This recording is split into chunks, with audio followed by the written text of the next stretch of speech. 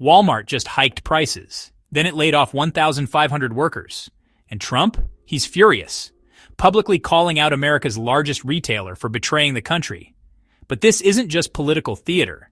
It's a $648 billion economic pressure cooker on the verge of exploding. Could this be the moment the U.S. economy flinches? Because behind these layoffs is a deeper problem, one that Wall Street is watching closely, shoppers are already feeling, and Washington can't seem to control. If Walmart, the symbol of low prices, can't weather Trump's trade war, then who can? And what will crack next? On May 17th, Trump posted on Truth Social, accusing Walmart of betraying American families after it raised prices in response to spiking import tariffs. They're hiding behind tariffs, he wrote, demanding the company absorb the cost or face public backlash. But that demand ran into cold economic facts and a politically awkward reality. According to the Bureau of Labor Statistics, inflation-adjusted grocery prices were up 2.6% by April 2025, and over 68% of Trump's rural supporters shop at Walmart.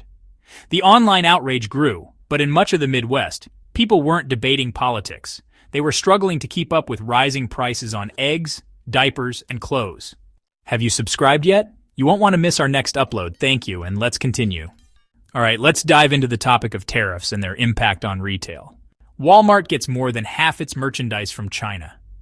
And with Trump's 25% tariffs back in full effect since last month, those price increases weren't a strategy. They were a necessity. Still, as prices kept climbing, another question surfaced. If Walmart's to blame, why are so many other stores doing the same? The politics are loud, but the numbers are simple. A 2025 report from the Brookings Institution shows that 94% of tariffs since 2018 were paid by U.S. businesses, not foreign suppliers. Walmart, which had a slim 4.3% profit margin in Q1 2025, has little room to absorb extra costs. When tariffs hit Chinese-made products like vacuum cleaners or toddler car seats, those charges don't vanish. They're passed straight to the customer. Bloomberg now estimates U.S. importers are paying nearly $12 billion a year in Trump-era tariffs. And a recent NBER study found that these costs are eating into lower-income family budgets, cutting household spending by an average of $213 each quarter. Walmart, often seen as the last shield between families and financial struggle, isn't dodging the cost. It's simply passing Washington's trade tab onto the checkout line. And that line is shrinking, as more shoppers either scale back or walk away entirely. So if Walmart can't protect consumers, who can? Retailers are scrambling to adapt to the rapidly changing landscape. As competition intensifies and external pressures mount, businesses are finding themselves in a race against time to secure their market positions. The question on everyone's mind is, how will they respond? Within days of the Trump-Walmart clash, other big retailers scrambled to protect themselves. Target slashed its earnings forecast by 12%. Best Buy listed external cost volatility as a major threat in its May SEC filing. And Walmart? It didn't issue any profit forecast for the second quarter. That's almost unheard of from a company that made $648 billion last year alone.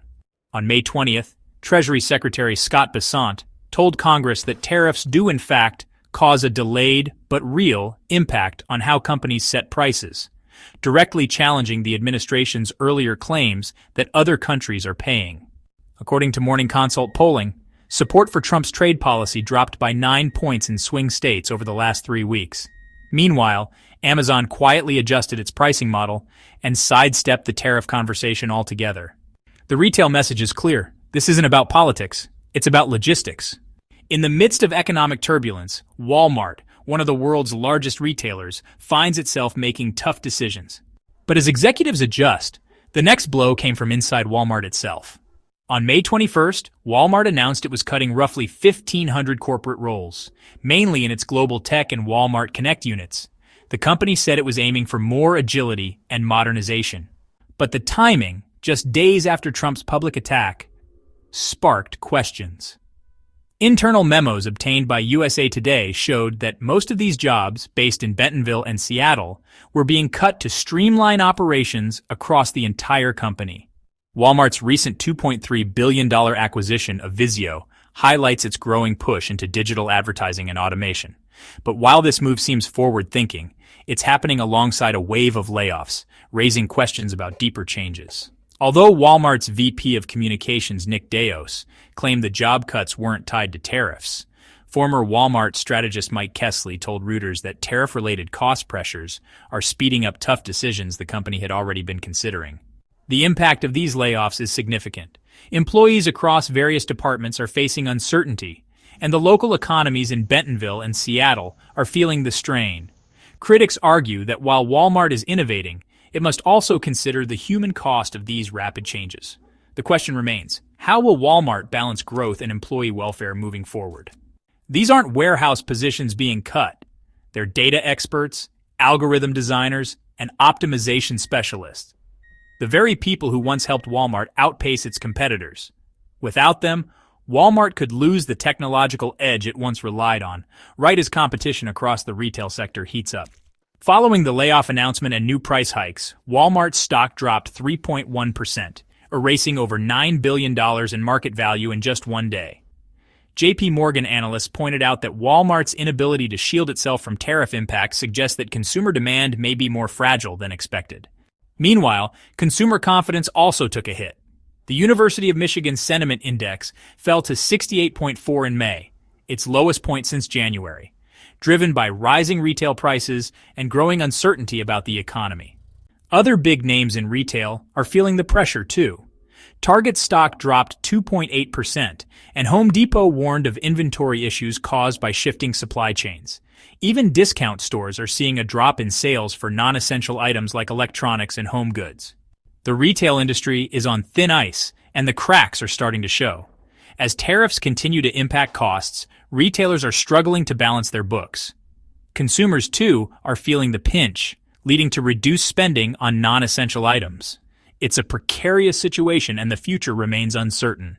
A May 22nd report from Fitch Ratings summed it up clearly. If Walmart, a company handling 37 million transactions every day, can't weather the tariff storm, the rest of the retail industry is walking on thin ice.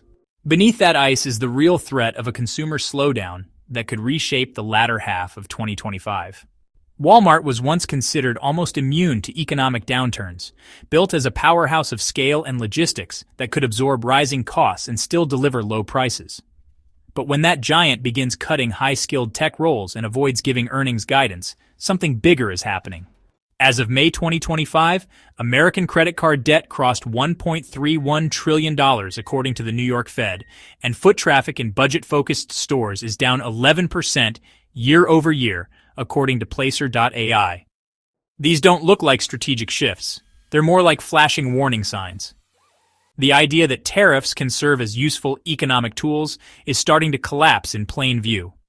What we're seeing is a market moving quicker than policymakers can respond.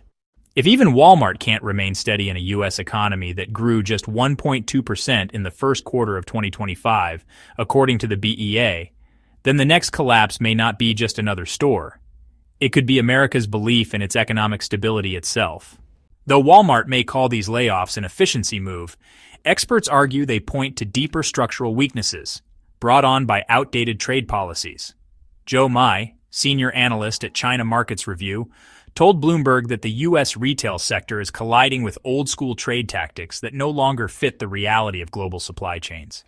Walmart's dependence on just-in-time inventory and cheap imports is faltering under unpredictable tariffs.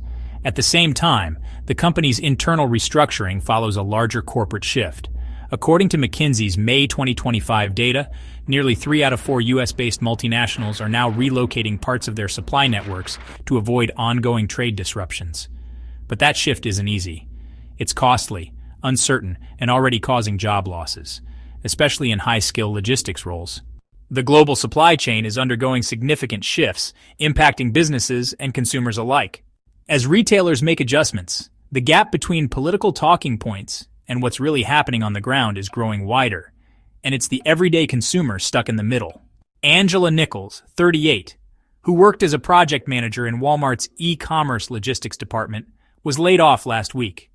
She was one of the 1,500 employees let go in May. I helped Walmart save $28 million last year by optimizing our fulfillment algorithms, she told Reuters. Now I'm comparing COBRA insurance plans with my grocery receipts. Her situation is not rare. According to data from Challenger, Gray, and Christmas, layoffs in the retail industry jumped 215% year over year in April, with tech-related jobs taking the biggest hit. At the same time, average grocery costs in the U.S. rose by 6.4%, with a 4% increase just from May 2024 to May 2025, thanks to higher tariffs and rising fuel prices, as tracked by the USDA. Families aren't simply tightening their belts, they're falling behind. The latest Census Household Pulse survey reveals that 41% of Americans skipped at least one bill in the past month. These aren't random events. They're signals that consumer confidence, once a vague statistic, is now showing up in hard economic data. Walmart's rising prices, layoffs, and quiet stance aren't rebellious acts. They're signs of a deeper issue in national policy. Leaked details from the Wall Street Journal suggest that Treasury Secretary Scott Bessent admitted behind closed doors that although tariffs have increased government revenue, that gain is being erased by weakened consumer spending and declining retail tax collections in several states. The Congressional Budget Office now predicts U.S. GDP growth will shrink to just 0.9% by the third quarter of 2025 if current trade policies stay in place, with consumer spending among lower-income groups expected to drop by 3.7%. Walmart didn't make these moves out of choice. It followed the math. The bigger question now is, will Washington change its approach or keep expecting loyalty from companies trying to survive in an economy that works against them? Because here's the bigger fear. What happens when the next major company doesn't adapt but collapses instead?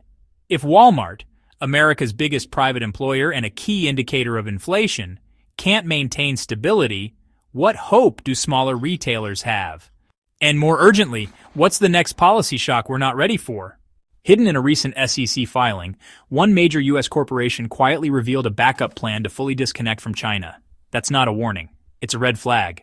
So make sure to hit subscribe, because in the next video, we're breaking down which sector is bracing for the next wave of trade war tension, and how it could force Washington to pick between inflation and economic breakdown. Thanks for watching. If you found this valuable, don't forget to like and subscribe.